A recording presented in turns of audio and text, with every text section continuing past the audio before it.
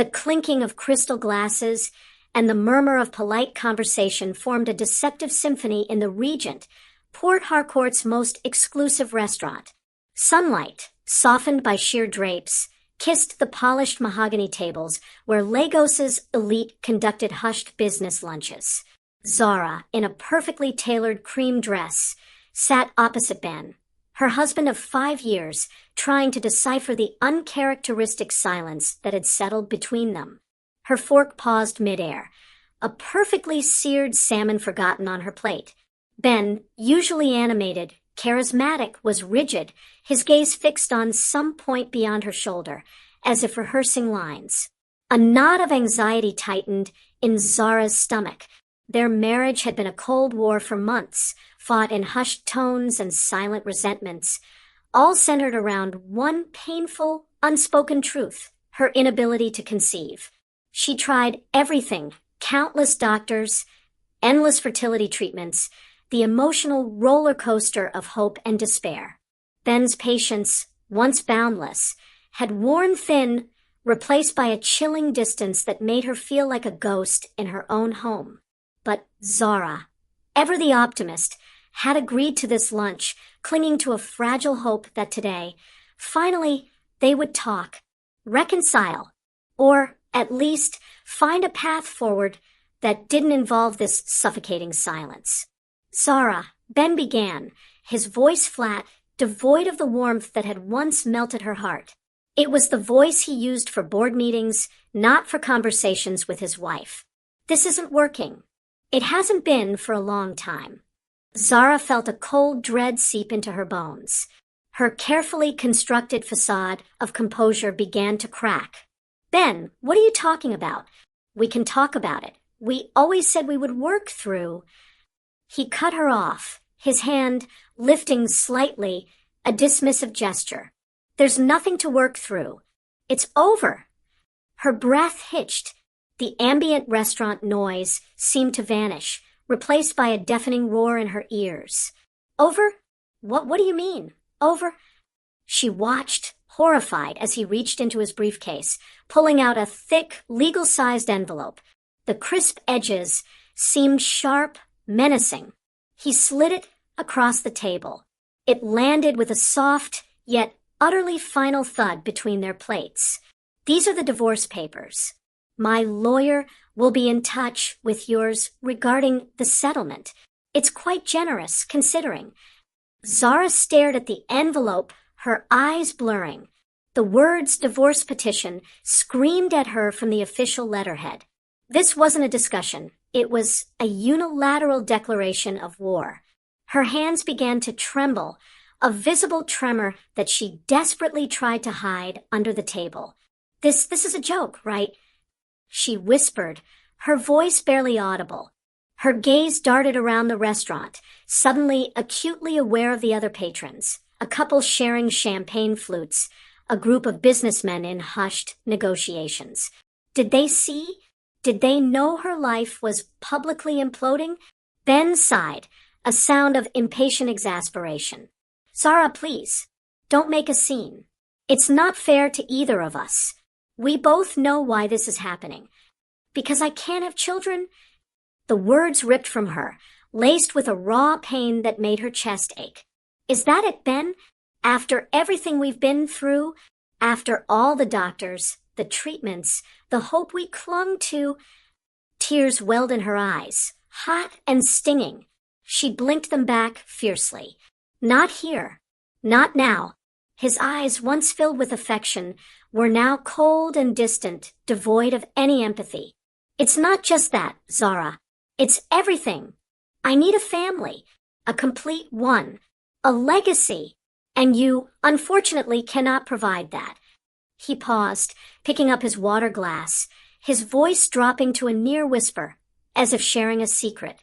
And there's someone who can. Zara's blood ran cold. Someone. The world tilted on its axis. Someone. Who are you talking about? Her voice was shrill now, cracking, drawing the attention of a nearby waiter. Ben's gaze finally met hers, and in them she saw not regret, but a smug satisfaction. Nicole. Nicole is pregnant. 3 months along. Actually, the name hit her like a physical blow. Nicole, her former assistant, a young, vivacious woman Zara, had personally hired and mentored someone she had considered a friend.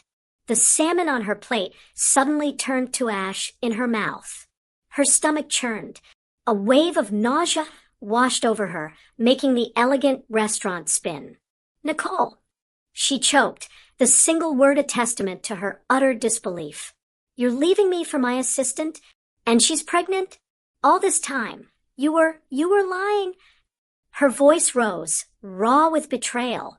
The waiter discreetly moved closer, concern etched on his face. Ben remained unmoved, his composure chilling. It developed organically. Zara, you were always so preoccupied with your own challenges. Nicole understood. She provided what I needed, what I deserved.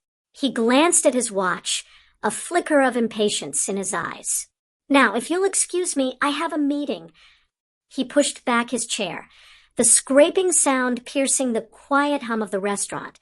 He stood, adjusted his suit jacket, and without another word, without a backward glance, he walked away, leaving Zara alone at the table, the divorce papers a stark white accusation between them. She sat there, paralyzed, the elegant restaurant now a hostile, echoing space, filled with the imagined whispers and pitying glances of strangers. Her vision blurred, not from tears, but from the sheer, overwhelming force of her world collapsing around her. The silence that followed his departure was the loudest sound she had ever heard, a deafening testament to her utter annihilation. The taxi ride to what used to be Zara's home felt endless, each meter a painful progression towards an inevitable confrontation. The sprawling, modern mansion, nestled in the affluent Ikoyi district, usually radiated warmth and prestige. Today, under the harsh afternoon sun, it loomed a cold, imposing monument to her broken dreams. This was not just a house. It was the symbol of the life she'd built with Ben, a life now snatched away. The driver pulled up to the imposing black gates. Zara paid him, her hands still shaking, and stepped out onto the manicured driveway. The gate, usually opening with a welcoming hum, remained stubbornly shut. She had to use the intercom. A flicker of hope, absurdly sparked within her. Maybe Ben had reconsidered. Maybe he wasn't here. The crackle of the intercom broke the silence. Yes, who is it? It was Mama Caro, Ben's mother, her voice sharp and accusatory even through the speaker. It's Zara, Mama Caro.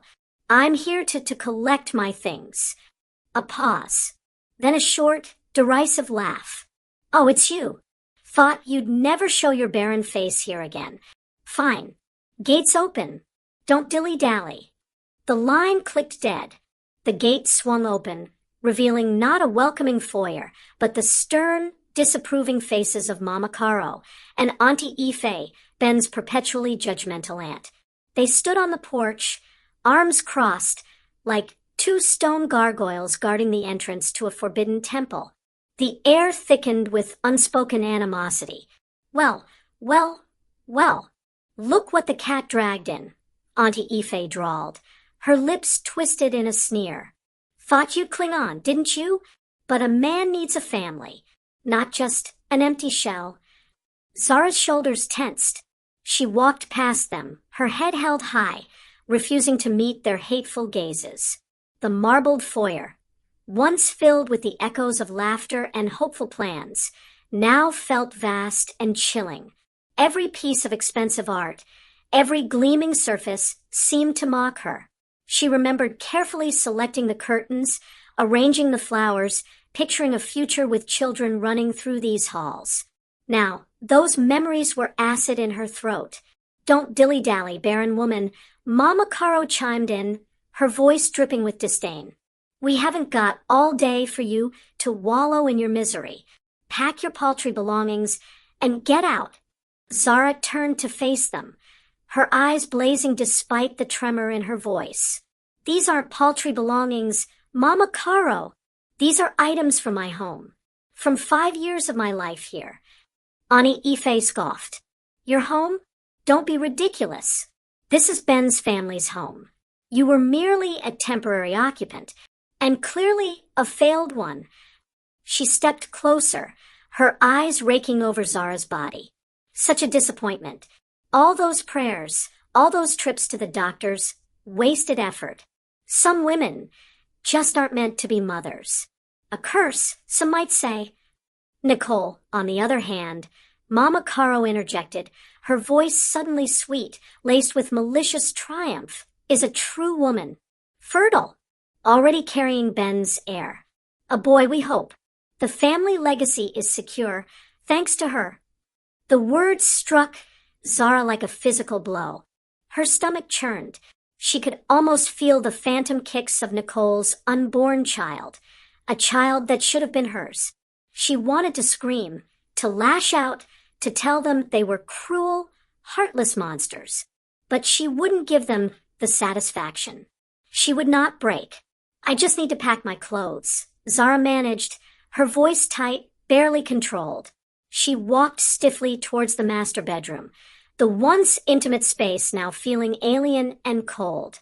As she entered, the scent of Ben's cologne, the faint trace of his body wash, hit her.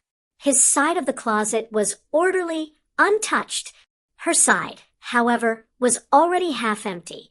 It hit her then. Ben had started moving her things even before serving the papers. The betrayal was deeper, more calculated than she had imagined. She opened her wardrobe. The beautiful designer dresses, the vibrant Ankara prints she loved, the comfortable loungewear, all now seemed like relics of a past life. She pulled out an empty suitcase, her hands trembling so violently she nearly dropped it. She began to fold, haphazardly at first, then with a grim determination. She saw the empty space where her hopes had once hung, a tiny, hand-knitted baby blanket she'd bought years ago, carefully tucked away, waiting for a dream that would never materialize here. Mama Caro and Auntie Ife hovered at the doorway, their cruel voices cutting through the silence of her packing. Such a waste of a good dowry, Auntie Ife muttered. Should have checked her womb before the wedding. At least Ben rectified the mistake swiftly. Mama Caro replied, loud enough for Zara to hear. He deserves a real family, a son to carry on his name. Zara gripped a silk blouse so tightly her knuckles whitened. A son, to carry on his name. The phrase echoed the very reason Ben had given for discarding her. She swallowed the bitterness, refusing to let another tear fall. She was not a curse. She was not empty. She was just hurt. She zipped up the suitcase, it barely holding a fraction of her life. She looked around the opulent room one last time. This wasn't her home anymore. It never truly had been. With a final deep breath, she dragged the suitcase to the door. Done already? Mama Caro said, with feigned surprise. Good. Now, remember what you were told. Don't come back. Ever. And stay away from Ben. He has a new life now. A full life. Zara met Mama Caro's cold gaze, a flicker of defiance in her eyes. I wouldn't dream of it. She pulled her small suitcase past them, her dignity bruised but not broken. The heavy front door swung shut behind her with a definitive thud, sealing her fate, leaving her standing alone on the pristine driveway, a single figure against the backdrop of a life that was no longer hers. No home, no husband, no family, just the weight of a betrayal so profound. It threatened to crush her. The vast, indifferent city stretched before her, offering no solace, only the chilling reality of utter destitution. The Port Harcourt sun beat down mercilessly, turning the asphalt into a shimmering mirage. Zara walked, one foot in front of the other, her small suitcase dragging heavily behind her. The weight in her chest was far heavier. She had no destination, no plan, just the desperate need to escape the opulent prison that had been Ben's home. The bustling streets, usually a vibrant tapestry of life, now felt chaotic and overwhelming, each honking car and laughing passerby a cruel reminder of her own devastating silence. She was invisible, a ghost adrift in a sea of indifference. Hours passed. Her feet ached, her mind numb from the shock. The initial fury had given way to a terrifying emptiness. Where did she go? She had no family in Port Harcourt, her own parents having passed years ago. Ben had been her world, her entire social circle. Now, that world was reduced to dust. Then, a name, a distant memory, flickered like a dying ember in her mind. Aisha, her childhood friend from university days. A free spirit who had chosen a simpler, more authentic life as a fashion designer in a small, independent studio. They hadn't spoken regularly in years, life getting in the way, but Aisha had always been a constant source of warmth and unwavering loyalty. Hesitation gnawed at her. What right did she have to burden Aisha with her shattered life? The shame was a bitter taste, but the alternative, sleeping on a park bench, calling a distant acquaintance for a favor, was unthinkable. With a trembling hand, she pulled out her phone, the screen still showing the last cruel text from Ben's lawyer. She scrolled through her contacts, finding Aisha's name. Her finger hovered over the call button, heavy with trepidation. She took a deep breath and pressed it. The phone rang twice. "Hello, Aisha speaking." Aisha's voice, warm and melodious, was like a balm to Zara's frayed nerves. "Aisha, it's Zara." Her voice cracked, betraying the carefully constructed composure she'd tried to maintain. There was a beat of surprised silence, then Aisha's immediate concern. "Zara, my goodness, it's been ages. Are you okay? You sound distressed." The floodgates threatened to burst. "No, Aisha, I'm really not okay. Ben, he divorced me today. He just left me, and his family, they threw me out." The words tumbled out, raw and uncontrolled. "What? Divorced you? Threw you out? That heartless snake. Zara, where are you right now?" Aisha's voice had hardened with outrage, then softened with fierce protectiveness. "Don't you dare move. Text me your location. I'm coming to get you right now. No arguments. You hear me?" Tears streamed down Zara's face, not of sadness, but of overwhelming relief. Someone cared. Someone was coming. She sent her location, a street corner near a bustling market, and sank onto a dusty public bench, waiting. Minutes later, a beat-up but brightly painted minibus, adorned with quirky fabric swatches, screeched to a halt beside her. Aisha, her dreadlocks a wild halo around her face, bounded out, her eyes scanning the crowd until they landed on Zara. She rushed forward, not with pity, but with a fierce, embracing warmth. "Zara! Oh, my sister!" Aisha pulled her into a tight hug, crushing the suitcase between them. It was a hug that spoke volumes, of shared history, unspoken understanding, and unconditional love. Zara, who hadn't realized how desperately she needed physical comfort, finally let the tears fall, soaking Aisha's vibrant tunic. "Come on, let's get you out of here," Aisha said, pulling back slightly to look into Zara's tear-streaked face. Her eyes were firm, full of resolve. She snatched Zara's suitcase, throwing it into the back of the bus with surprising strength. Aisha's apartment was a delightful contrast to the sterile opulence of Ben's mansion. It was a cozy, vibrant space above her small studio, filled with the aroma of freshly brewed ginger tea and the faint scent of fabrics. Colorful throws adorned the worn sofas, shelves overflowed with books and trinkets, and a half-finished dress lay draped over a mannequin in the corner. It was chaotic, lived in, and utterly, wonderfully welcoming. Zara sank onto the plush cushions of Aisha's sofa, a sense of safety washing over her for the first time in days. Aisha bustled about, pressing a steaming mug of ginger tea into her hands, then a plate piled high, with akra and pap. Eat, Zara. You look like you haven't eaten in days, Aisha commanded gently. Then, you tell me everything. Every single detail. And don't you dare hold back. And Zara did. She recounted the restaurant scene, the cold words, the shocking revelation of Nicole's pregnancy. She described the chilling encounter with Mama Caro and Auntie Ife, their venomous words, the humiliation of being cast out. Aisha listened, her face a canvas of escalating fury and profound sadness, occasionally letting out a sharp gasp or a muttered curse.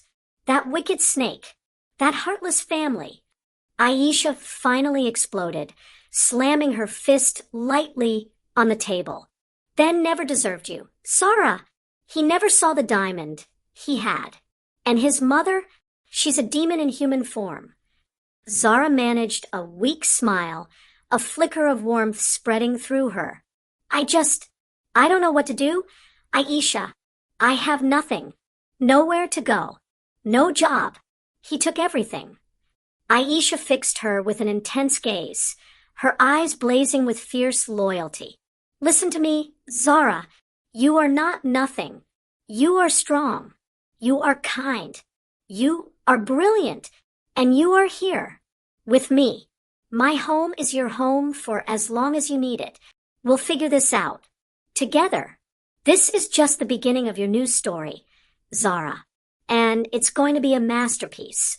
The sincerity in Aisha's voice, the unwavering belief in her, finally broke Zara's composure. The tears came, hot and fast, but this time they were tears of release, of gratitude. Aisha sat beside her, simply holding her hand, letting her cry until the exhaustion of the past days finally took over. Later, as Zara lay on the comfortable sofa, wrapped in a soft blanket, the sounds of Aisha humming gently from the kitchen, a fragile peace descended. The couch wasn't just a piece of furniture. It was a haven, a symbol of unconditional love and unwavering support. For the first time in what felt like an eternity, Zara felt safe enough to truly rest, a tiny spark of light flickering in the overwhelming darkness. Weeks bled into months. The initial shock of the divorce had settled into a dull ache, but the sting of betrayal remained. Zara, fiercely independent even in her despair, insisted on contributing, helping Aisha with fabric cutting and pattern tracing in the studio downstairs. The work, though unfamiliar, provided a welcome distraction from her racing thoughts. Aisha's apartment, once a temporary refuge, had become a comforting cocoon. Yet, a subtle shift was occurring within Zara. She found herself inexplicably tired, often falling asleep on the sofa mid-afternoon. The rich aroma of Aisha's freshly brewed coffee, once a comforting scent, now sometimes triggered a wave of nausea.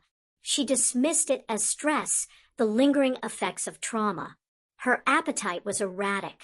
Some days, she craved the most unusual combinations, raw mangoes with salt or overly sweet pastries. Aisha, ever observant, began to notice.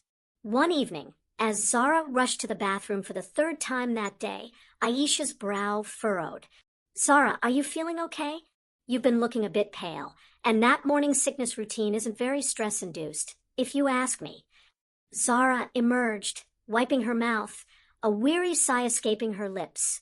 It's just my body reacting to everything, Aisha.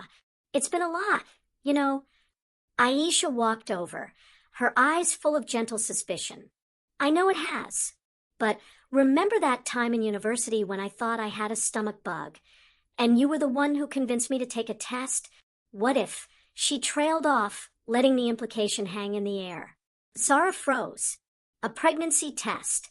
The thought sent a jolt through her, a mixture of fear and an almost ludicrous sense of irony. Pregnant?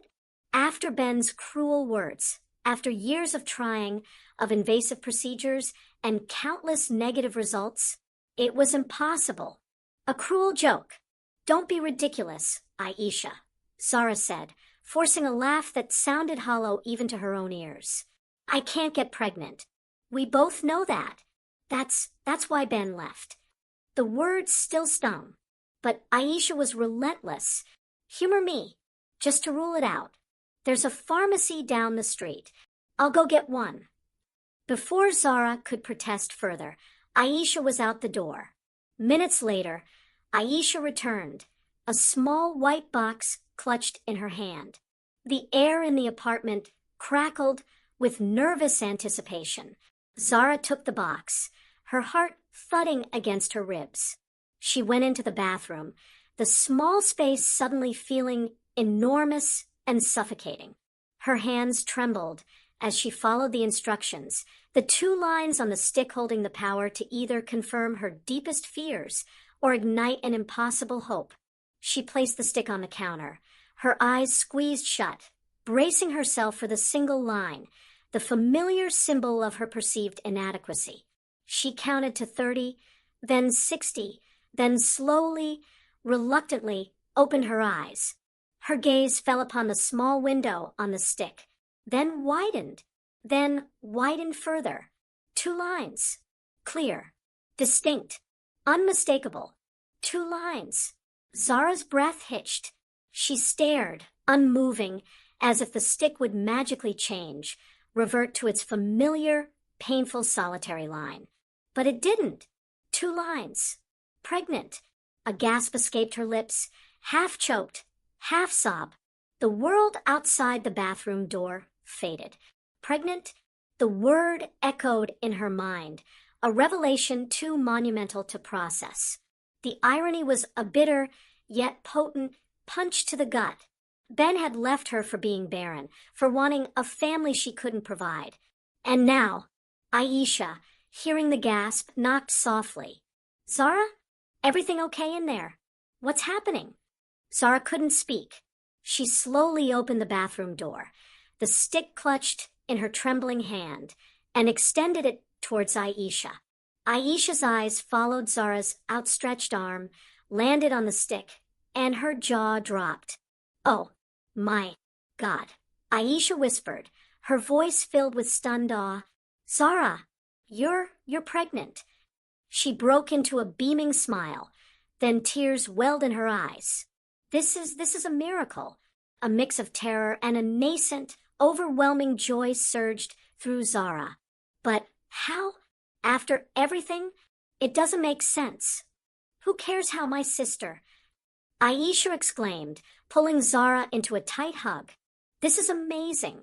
But you need to see a doctor. Pronto. The next day found them in a small, discreet clinic, Zara trying to mask the subtle curve of her abdomen. The doctor, a kind-faced woman named Dr. Ada, patiently listened to Zara's history, her brow furrowed in concentration. The examination was thorough, professional. Then came the ultrasound. Zara lay back, heart pounding, as Dr. Ada applied the cool gel to her lower abdomen. The screen flickered to life, showing a blurry, grayscale image. Dr. Ada moved the transducer, her eyes fixed on the monitor. Okay, Zara, there's your uterus. And yes, we have a gestational sac here.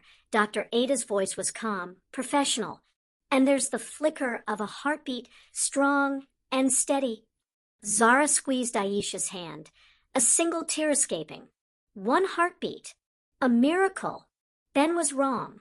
She wasn't barren. But then Dr. Ada paused, her expression shifting. She moved the transducer slightly. Wait a moment. She zoomed in, adjusted the angle. Well, this is unexpected. Zara, are you ready for this? Zara frowned, a knot of apprehension forming. Ready for what, doctor? Dr. Ada's face broke into a wide, joyful smile. She pointed to a distinct second flicker on the screen, right next to the first. Because it's not just 1 heartbeat, Zara. There's another one right here. You're having twins. Zara gasped, a strangled sound of pure shock and disbelief. Her eyes shot to Aisha, whose mouth hung open in silent astonishment, then to the screen, where 2 tiny, perfect heartbeats pulsed, vibrant and undeniable. Twins. Not 1, but 2.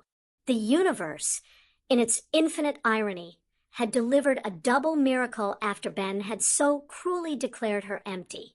A profound sense of vindication, of destiny, washed over her. Ben had wanted a legacy she was carrying too. He had called her nothing. She was about to become everything. The tears that streamed down her face now were not of sorrow, but of an overwhelming, joyous, defiant triumph. Back in the comforting clutter of Aisha's living room, the euphoria from the clinic slowly began to settle into a weighty, exhilarating reality. 2 heartbeats, 2 lives. Zara held the ultrasound printout, tracing the blurry outlines of her babies with a reverent finger. The overwhelming joy was quickly followed by a surge of fierce protectiveness, a powerful, primal instinct she hadn't known she possessed. Aisha, still beaming, pulled Zara into another hug. Twins, Zara, can you believe it? This is amazing. Ben is going to flip when he finds out. The mention of Ben's name was like a cold splash of water. Zara stiffened, pulling slightly away. The initial euphoria gave way to a hardened resolve. He's not going to find out, Aisha. Aisha blinked, her smile faltering. What do you mean? He's the father. He deserves to know, especially now. Zara shook her head, her jaw tightening. No, he forfeited that right when he publicly humiliated me, when he called me barren, when he threw me out like trash. He wanted a legacy. He has Nicole and her pregnancy. These babies, these are my legacy, mine alone. Her voice grew stronger with each word, tinged with a quiet, burning fury. I will not allow him or his hateful family to ever touch my children. They will never know the venom of Mama Caro or the disdain of Auntie Ife. They are mine, and I will protect them. Aisha looked at her, truly seeing the steely determination in Zara's eyes. But Zara, raising one child alone is hard enough. Twins. And if he ever found out he could... He won't, Zara interrupted, her voice unwavering. No one will know. Not his family, not his friends, not even our mutual acquaintances. This is our secret, Aisha, yours and mine, and it will be the greatest secret I've ever kept. She walked to the window, gazing out at the bustling street below, her hand instinctively resting on her still flat belly. A vision formed in her mind, Ben's face contorted in shock and regret, if he ever saw her thriving with 2 beautiful children. The thought was a powerful motivator. This wasn't just about protecting her children. It was about reclaiming her dignity, proving them all wrong, and building a life so magnificent it would dwarf their cruelty. I won't live off his generous settlement, either, Zara continued, her voice resonating with newfound purpose. I'll return it, every last penny. I don't want a single thing from that man. I will build my own life, my own wealth, for my children. Aisha approached her, placing a comforting hand on her shoulder. Zara, I support you, you know that. But this is a monumental undertaking. You have no job, no savings. How will you do it? Zara turned, her eyes bright with a spark of renewed ambition. I have my skills. I always loved design, remember? And my hands. I can sew. I can create. I'll find a way. A flicker of an idea, half-formed, began to take root in her mind. We'll need to move, too. Somewhere no one knows me, no one can trace me back to him. They spent the rest of the evening brainstorming, Zara's initial despair replaced by a whirlwind of planning. Aisha, despite her practical concerns, was ultimately Zara's biggest cheerleader, offering ideas for modest neighborhoods, budgeting tips, and even the promise of teaching Zara more advanced sewing techniques. The secret, initially a burden, was transforming into a powerful, driving force. It was the hidden weapon in her arsenal, fueling her determination to build an impenetrable fortress of love and prosperity for her children. As Zara lay on Aisha's sofa that night, her hand resting on her belly, A profound peace settled over her. The two tiny lives within her were not just babies. They were symbols of rebirth, of defiance, of a future entirely her own. She was no longer just Zara, the discarded wife. She was Zara, the mother. Zara, the protector. Zara, the woman who would defy all odds and prove that from the ashes of betrayal, an empire could rise. The fight ahead would be immense, but Zara was ready. This was just the beginning of her silent, powerful revolution. The little minibus, laden with Zara's solitary suitcase and Aisha's boundless optimism, rumbled deeper into the heart of a Port Harcourt neighborhood far removed from the manicured lawns and hushed affluence of Ikoyi. This was D-Line, a vibrant, bustling area alive with the sense of roadside suya, the rhythm of local music, and the constant hum of human activity. Buildings, though modest, vibrated with life. Children laughed in the dusty streets, women expertly haggled over fresh produce, and the air thrummed with a raw, undeniable energy that was both intimidating and strangely liberating. Zara felt a mixture of trepidation and a curious sense of anonymity. Here, no one knew her as Ben's discarded wife. Here, she was just another face in the crowd, a blank slate. Aisha had done extensive research, finding a small, furnished room for rent at an unbelievably affordable price. It belonged to an elderly widow named Mama Ozi, or as Aisha had affectionately called her on the phone, Grandma Ngozi. They pulled up to a faded but well-maintained two-story building, its yellow paint peeling slightly, but its potted plants bursting with lush green. A small, neatly swept compound greeted them, adorned with hanging baskets of bougainvillea. As they stepped out, the air was immediately warmer, filled with the aroma of freshly cooked jollof rice and the distant sound of gospel music. The front door opened, and a small, sprightly woman emerged, her face a roadmap of gentle wrinkles, her eyes kind and knowing.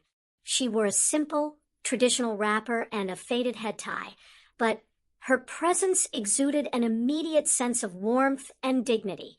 This was Grandma Ngozi. "Welcome, welcome," she greeted them, her voice a soft melody, her smile radiating genuine warmth. "You must be Zara. Aisha told me all about you." Her gaze lingered on Zara's face, not with pity, but with a quiet understanding that seemed to see right into her bruised soul.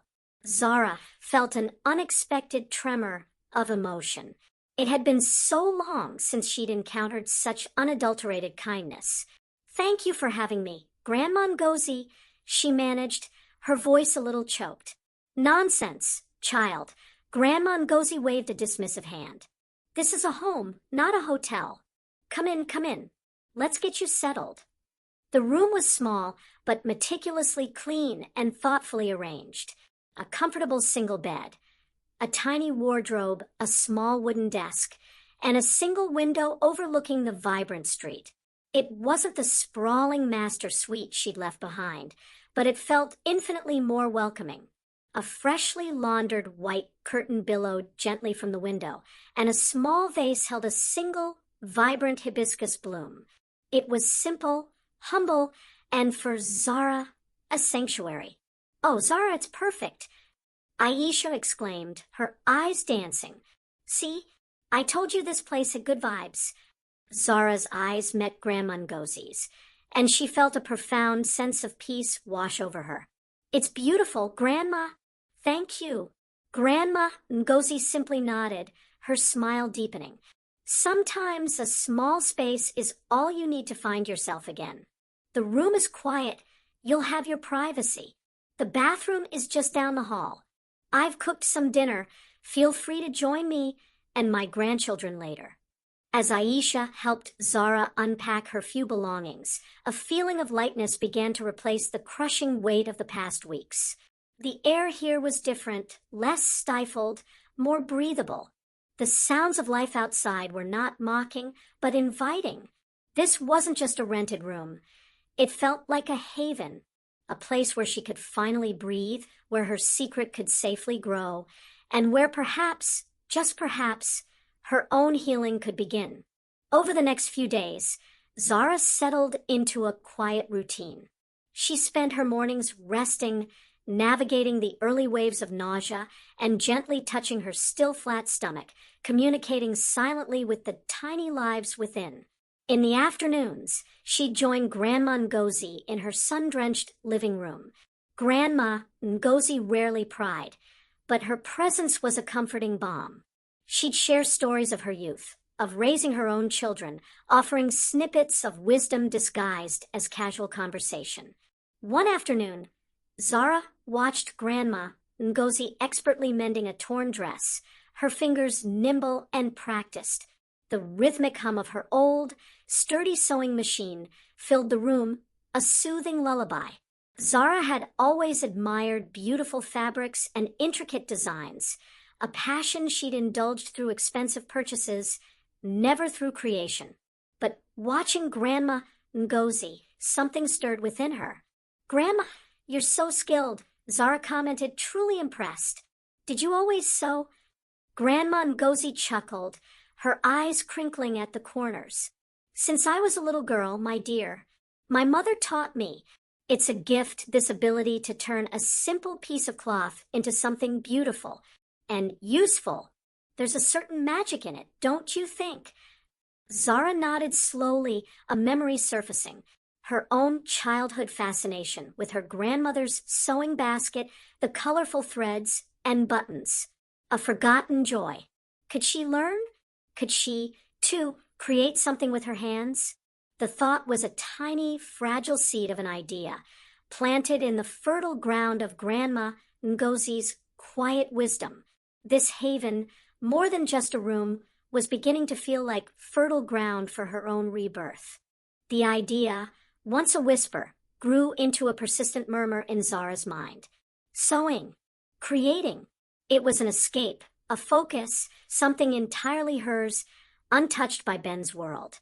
One humid afternoon, as Grandma Ngozi finished mending a grandchild's school uniform, Zara found the courage to voice her burgeoning interest. "Grandma," Zara began a little shyly, would you ever consider teaching me how to use a sewing machine?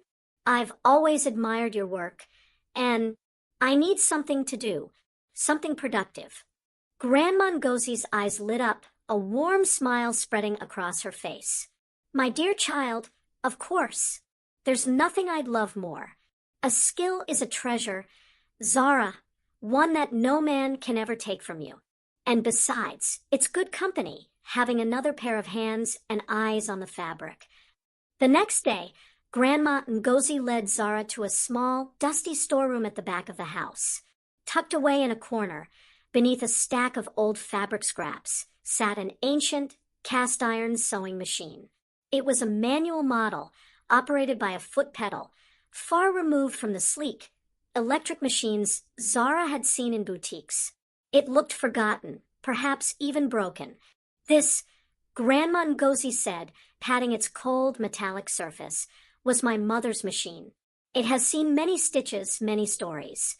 It needs a little love, but it's strong. Like you." Zara ran her hand over the cold metal, a sense of history emanating from the old machine. It was clunky, antiquated, but somehow it felt right. A symbol of resilience. Grandma Ngozi meticulously cleaned and oiled the machine, demonstrating the intricate process of threading the needle, winding the bobbin, and operating the foot pedal. Zara listened intently, her initial apprehension replaced by a quiet eagerness. Her first attempts were clumsy. The needle wobbled, the stitches were uneven, and the fabric bunched. Frustration gnawed at her. She, who had once managed large teams and complex projects, found herself defeated by a simple straight stitch. "Don't worry, my dear," Grandma Ngozi would say gently, patiently guiding Zara's hands. "The machine has a mind of its own, at first. You must learn to dance with it, not fight it." Slowly, painstakingly, Zara began to get the rhythm. The whirring of the machine became less an intimidating roar and more a soothing hum. She practiced on discarded fabric scraps, making endless rows of crooked stitches that gradually straightened. Her fingers, once accustomed to designer accessories, now learned the rough texture of cotton and the delicate glide of silk. One afternoon, she decided to try something more ambitious, a simple, rectangular pouch. She measured, cut, and stitched, the process completely absorbing her. Her mind, once consumed by thoughts of betrayal and despair, was now focused on seam allowances and tension settings. When she pulled the finished pouch from the machine, it was imperfect, a slight puckering here, a stray thread there, but it was hers. She had made it. The small victory felt monumental. As weeks turned into months, Zara's belly began to swell, a constant, gentle reminder of the precious lives growing within her. The morning sickness had subsided, replaced by a radiant glow that Aisha couldn't stop commenting on. Her hands, surprisingly, grew more adept. She graduated from pouches to simple pillowcases, then to basic skirts. Each completed piece brought a surge of quiet satisfaction. This wasn't just a hobby. It was a lifeline, a tangible demonstration of her ability to create, to nurture, to build something new from nothing. One evening, Zara was working on a small, soft square of fabric, something she'd found tucked away in a box of Grandma Ngozie's old linens. It was a beautiful, faded blue, intricately embroidered with tiny stars. She wasn't sure what it would become, but her fingers found comfort in its texture. As she stitched, a thought sparked in her mind, clear and bright. What if she made clothes for her own babies? Tiny garments, imbued with love and hope, stitched by her own hands. The idea filled her with a warmth that spread through her entire being. This dusty old machine wasn't just teaching her to sew, it was helping her stitch herself back together, piece by piece, thread by thread. The realization that she could make clothes for her own twins ignited a fire within Zara. It wasn't just about practicality. It was about pouring her love, her dreams, and her defiance into every stitch. She envisioned tiny rompers, soft blankets, and adorable bonnets, all infused with a unique touch that whispered of comfort and whimsy. This wouldn't be generic baby wear. It would be special. It would be hers. Grandma Ngozi, Zara announced one morning, her voice buzzing with excitement. I want to make baby clothes. For my twins. And then maybe for other people's babies too. Grandma Ngozi's eyes twinkled. Zara, the best ideas always come from the heart. What will you call your little venture? Zara paused, a thoughtful hum escaping her lips. Well, they are twins, and they are my greatest treasures. Twin treasures. The name felt perfect, resonant with her journey and her newfound purpose. The early days of Twin Treasures were a whirlwind of passionate experimentation.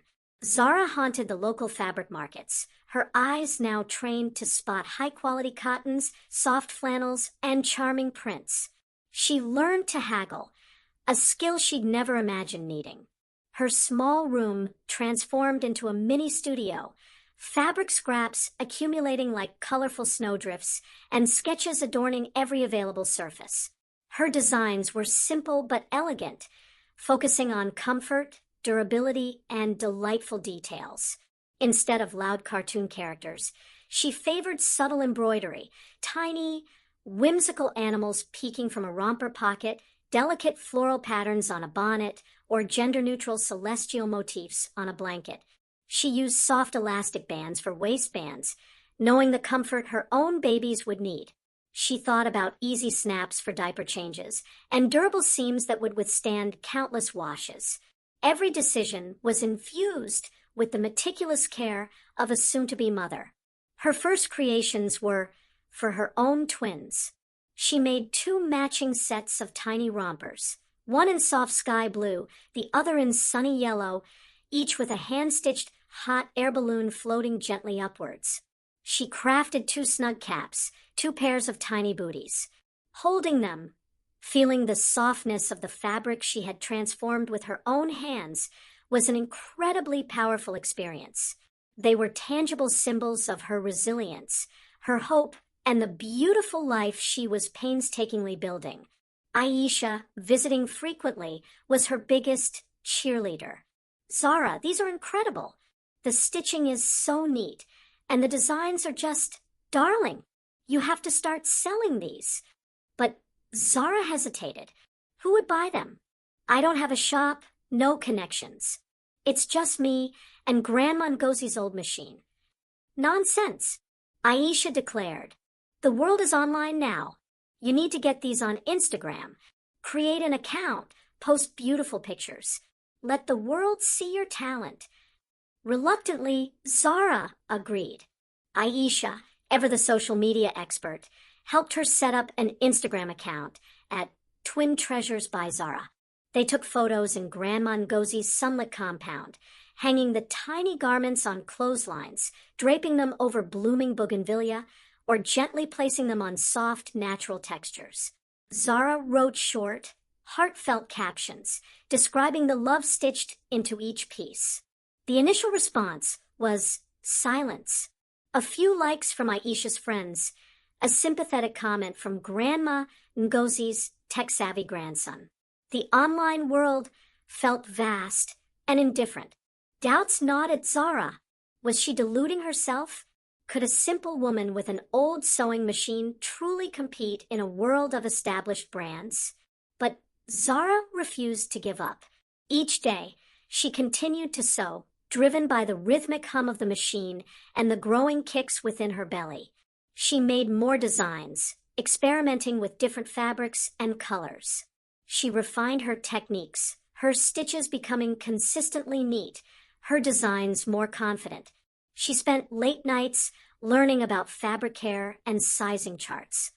Twin Treasures wasn't just a business name. It was becoming a tangible collection of her relentless hope stitched into existence with every thread. She knew she was creating something special, something different. She just needed someone, anyone, to see it. The Nigerian fashion industry buzzed with the name Lola Adeyemi. As Lagos's most sought-after celebrity stylist, Lola was known for her impeccable eye, her audacious fashion choices, and her uncanny ability to spot emerging talent before anyone else.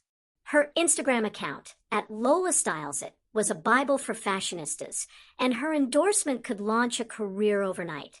One sweltering afternoon, Lola was scrolling through her feed, bored. She was on the hunt for something fresh, something unique for a high-profile photo shoot for a popular celebrity couple who had just announced their pregnancy. The brief was specific. Elegant, high-quality baby wear with a touch of authentic Nigerian charm, but nothing overtly commercial or mass-produced. She trawled through countless established brands, but nothing sparked her interest. Everything looked the same. She was about to give up, tossing her phone onto her plush sofa when a sponsored ad, oddly enough, popped up. It was an account she'd never heard of at Twin Treasures by Zara. Lola almost scrolled past, but something in the image caught her eye. It was a pair of tiny, identical rompers, one sky blue, one sunny yellow, hanging on a rustic clothesline against a backdrop of vibrant green leaves. The fabric looked incredibly soft, the stitching unbelievably delicate, and the hand-embroidered hot air balloons were whimsical and utterly charming.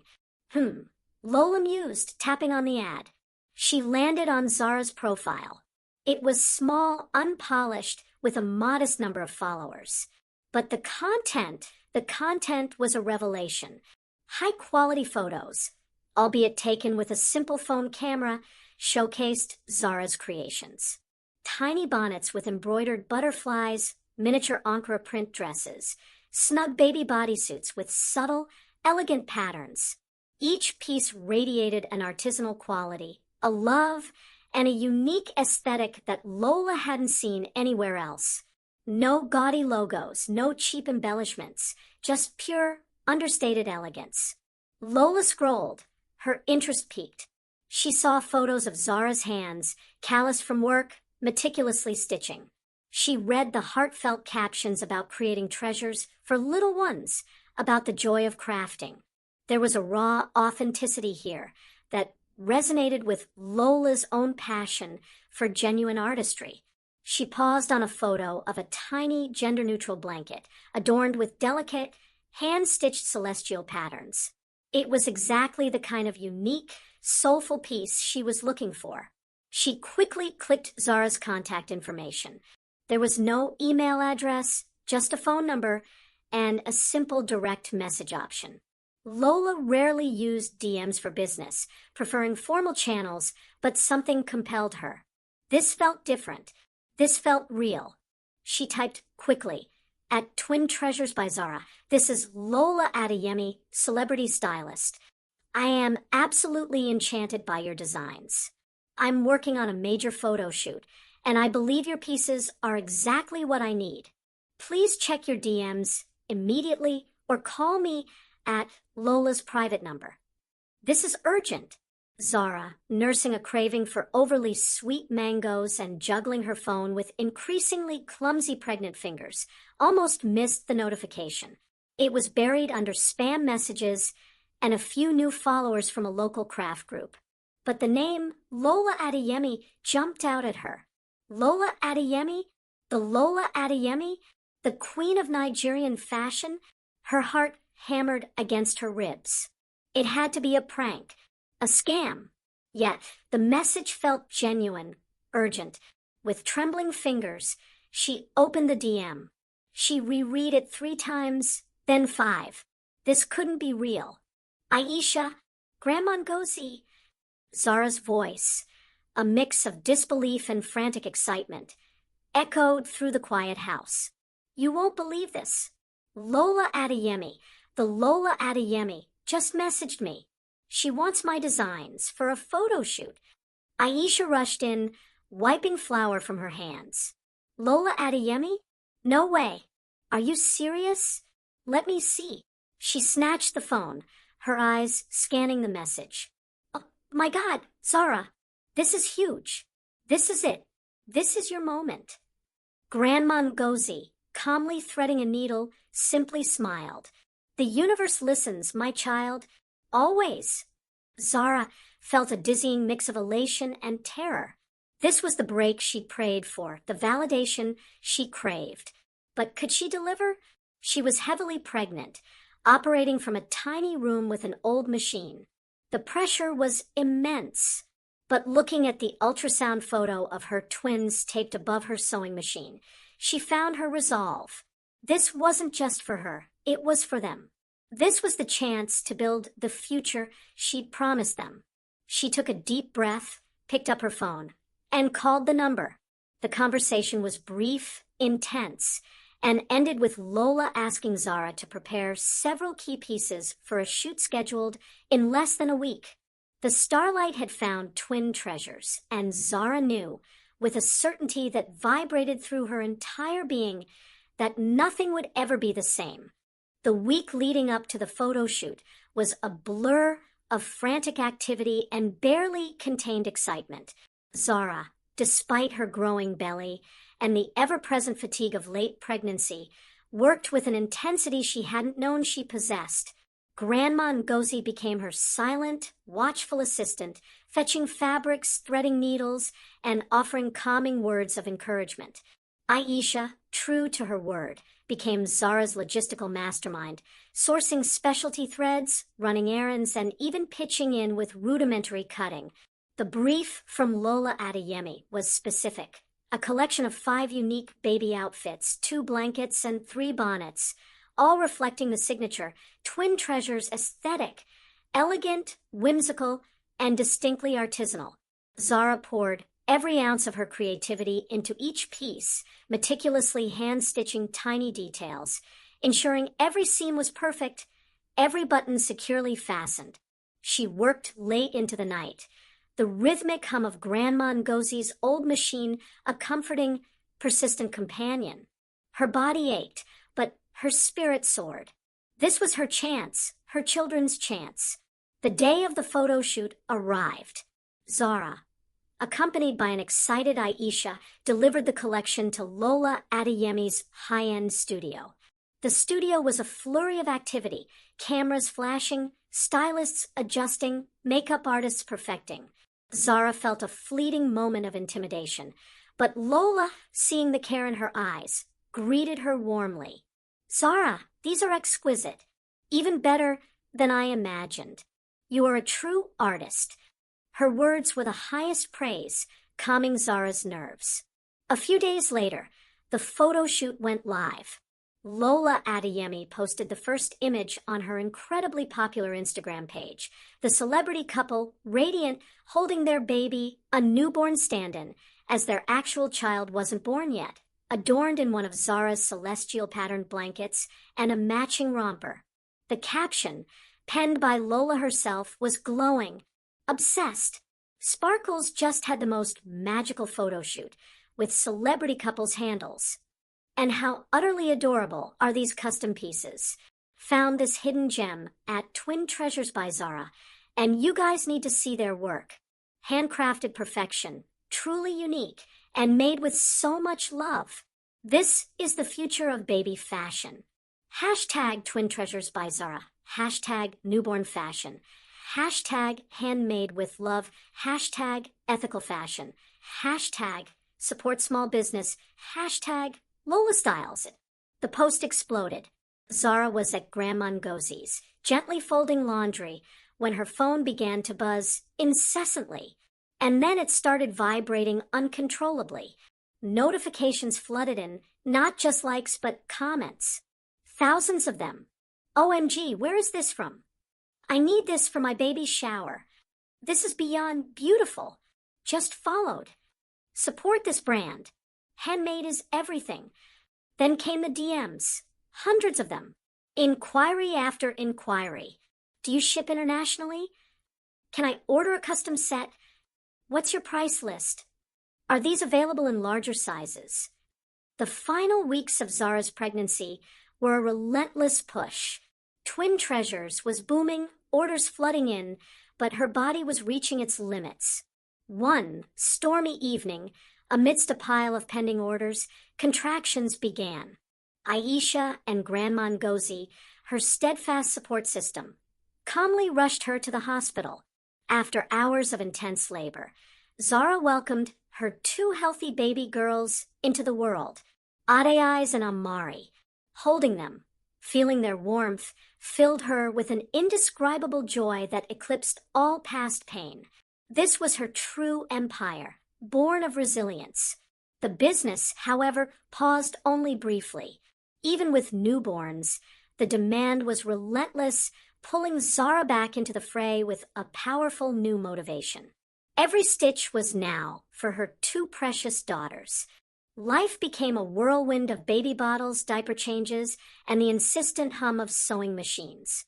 Zara, a single mother to newborn twins, juggled it all with superhuman energy.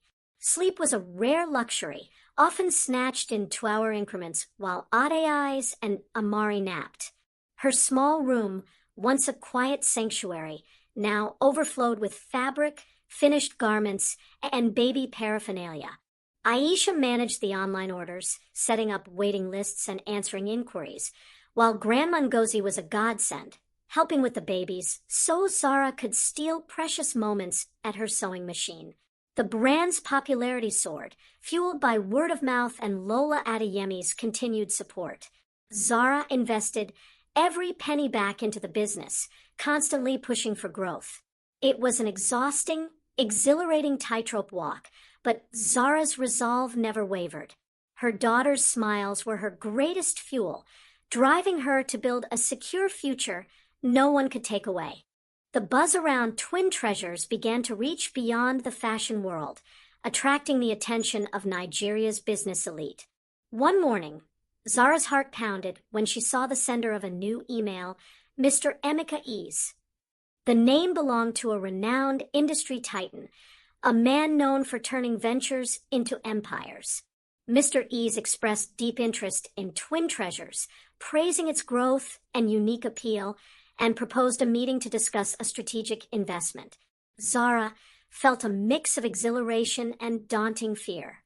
Could she, the woman recently discarded with nothing, negotiate with a formidable mogul? Aisha, her unwavering champion, spurred her on. You built this from nothing. Zara, you know your worth. You can do this. Over the next few days, Zara tirelessly researched, preparing not just for an investment, but for a pivotal moment that could reshape her entire future. The boardroom was sleek, intimidating, filled with Mr. Ease's sharp-suited advisors. Zara, with Aisha by her side, felt a strange calm.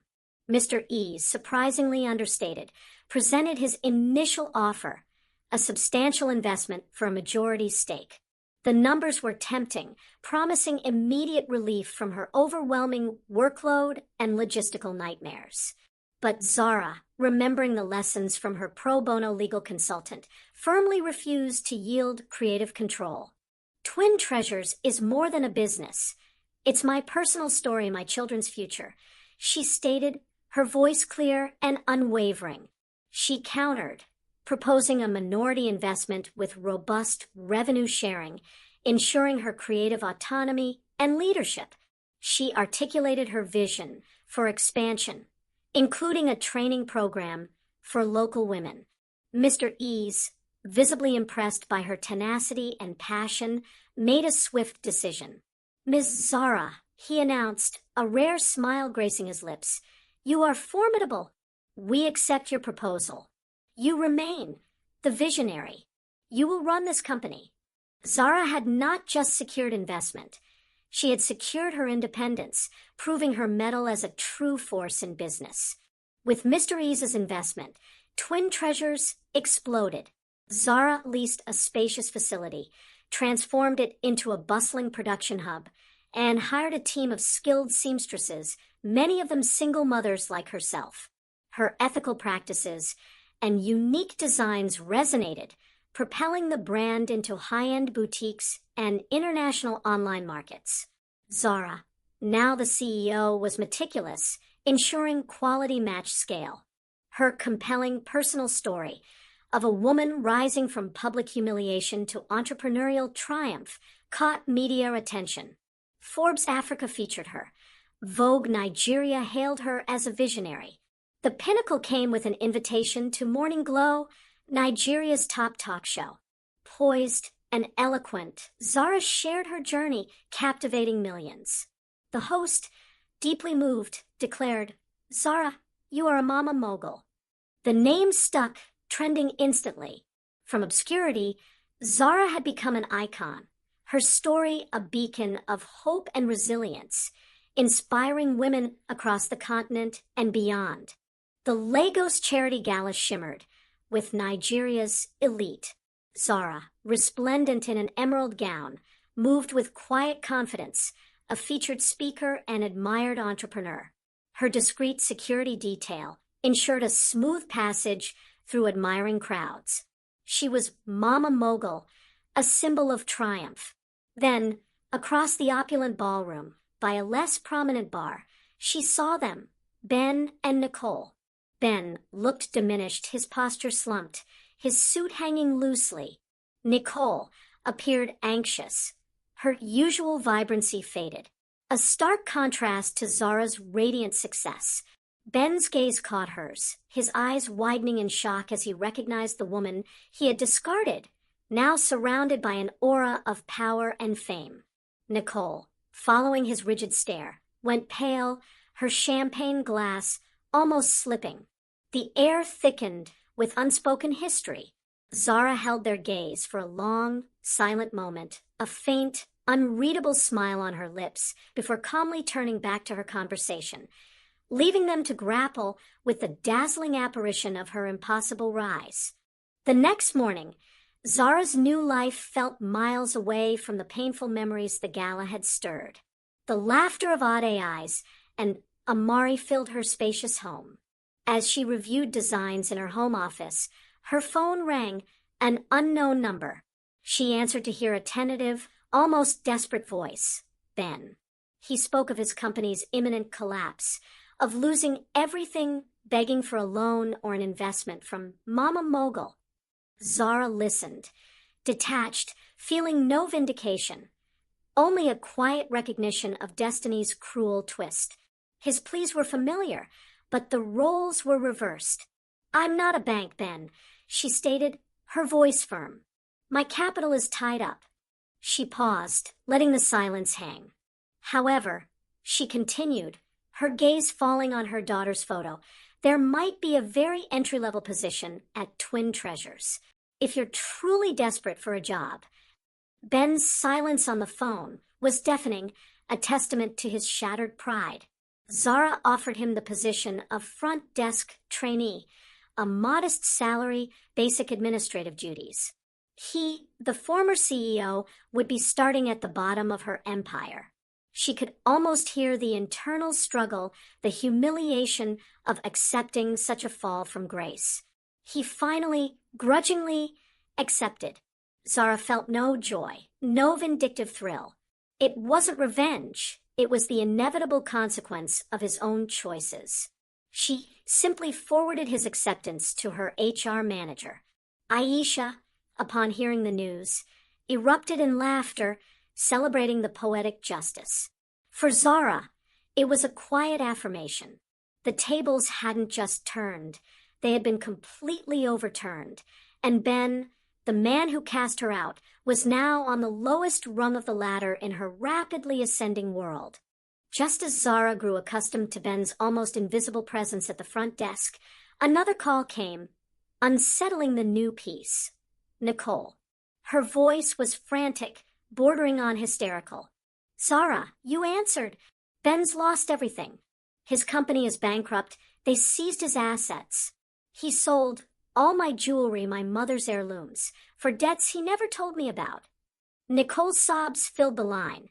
She pleaded for Zara's help, for money, even for Zara to make Ben see sense as he now blamed her, Nicole, for his downfall. Zara listened, detached, recognizing the cyclical nature of their self-inflicted misery. "Nicole, Ben is working for me. That is what I could offer," Zara stated, her voice firm. "Your husband made his choices. You made yours. I cannot help you further." She ended the call, a profound sense of finality settling over her. The empire Ben and Nicole had built on her sorrow had, by their own hands, truly crumbled. Years passed. Twin Treasures became a global sensation. Zara, the Mama Mogul, an international icon. Ade Eyes and Amari, her beautiful twin daughters, thrived, knowing only love and security. Ben remained at the front desk, a quiet, almost forgotten fixture, unable to truly rise again. Today, Zara boarded her private jet, Ade Eyes and Amari skipping excitedly ahead. She was flying to New York for a major expansion announcement. As the jet climbed, Zara gazed out at the clouds, her daughters nestled beside her. She pulled out her phone. The world was watching. She took a photo of herself, serene, powerful, with her twins. Then she typed the caption, her final, undeniable statement. "They laughed when he left her with nothing. Now she has twins, a jet, and the last laugh." With a confident tap, she posted it. As the jet soared, Zara smiled. She had been left with nothing. She had started on a couch. Now, she was flying, her empire a testament to her unbreakable spirit, her ultimate magnificent triumph.